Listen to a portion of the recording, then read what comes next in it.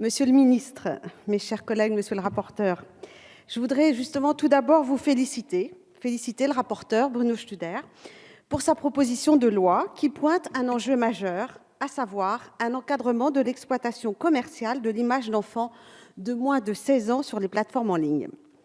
En effet, si nombre d'entre elles servent de support à des vidéos en ligne et de nombreuses plateformes servent de support, YouTube se décrit régulièrement comme n'étant pas une plateforme vidéo destinée aux moins de 13 ans. La réalité est tout autre, puisqu'elle sert aujourd'hui à une exploitation commerciale des enfants à travers des films où se mêlent rémunération, placement publicitaire ou encore carrément quasi-travail, hors de tout contrôle législatif. Il s'agit donc d'un phénomène de société que vous avez bien rappelé et détaillé tout à l'heure et qui s'est particulièrement développé ces dernières années.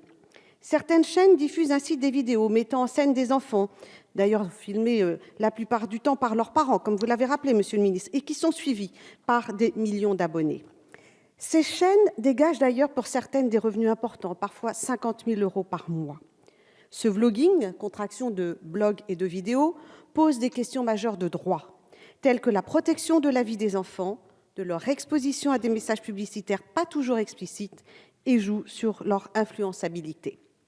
De fait, comment le législateur pourrait-il ne pas s'inquiéter d'abord de la protection des enfants face à des activités de vidéo particulièrement conséquentes, ne serait-ce qu'en termes de volume horaire, ou encore de la surexposition des enfants à la publicité, alors même qu'à la télévision ou au cinéma, celle-ci est très encadrée.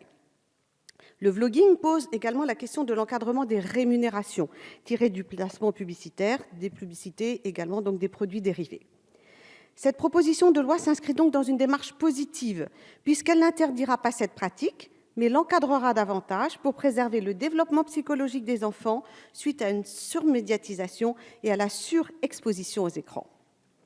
Par ailleurs, cette tendance à vouloir exposer de plus en plus jeune sa vie privée ne se limite plus aujourd'hui aux réseaux sociaux classiques, Facebook, Snapchat ou Instagram, mais a pris d'autres formes dont le vlogging, que je rappelais à l'instant, est une des expressions. Cela s'accompagne également d'une forte pression sociale et d'une course aux j'aime ou aux like, au nombre de vues d'une chaîne ou d'une vidéo, etc. La pression sociale, oui, d'autres courent après les likes. La pression sociale ou la poursuite de la célébrité et du rythme qu'elle impose sont potentiellement dévastateurs et ont des conséquences avérées sur la santé des enfants et leur développement. Ainsi, le groupe Les Républicains considère bien sûr que les enfants n'ont pas vocation à se transformer en télévendeurs et que ces pratiques doivent rester secondaires. Or, il apparaît que le risque de dérive n'est absolument pas encadré. Aussi, nous nous réjouissons particulièrement d'un renforcement de la législation et de la mise en place d'un système qui a fait ses preuves, à savoir celui applicable au mannequinat chez les enfants. Ce texte fournit en effet un outil supplémentaire aux associations de protection de l'enfance pour saisir l'autorité administrative ou la justice. Cette proposition de loi sécurisera aussi le juge pour prendre des décisions qui aujourd'hui n'ont toujours pas de base légale. L'article 1, avec l'extension du régime des enfants du spectacle, et l'article 4 sur les chartes entre les plateformes sur l'égide du CSA en sont l'illustration. Mais je reviendrai aussi sur l'article 4.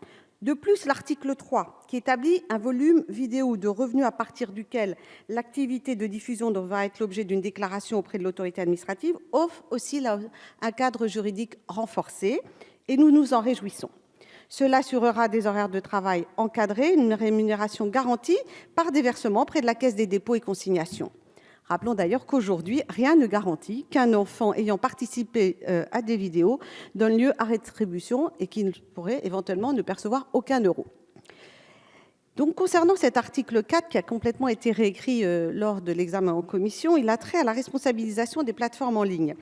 Et là, on peut être regretté que les modifications adoptées en commission ont mis en place un régime moins contraignant pour les plateformes en passant d'un système d'obligation à un système de recommandation. C'est là un regret de notre part.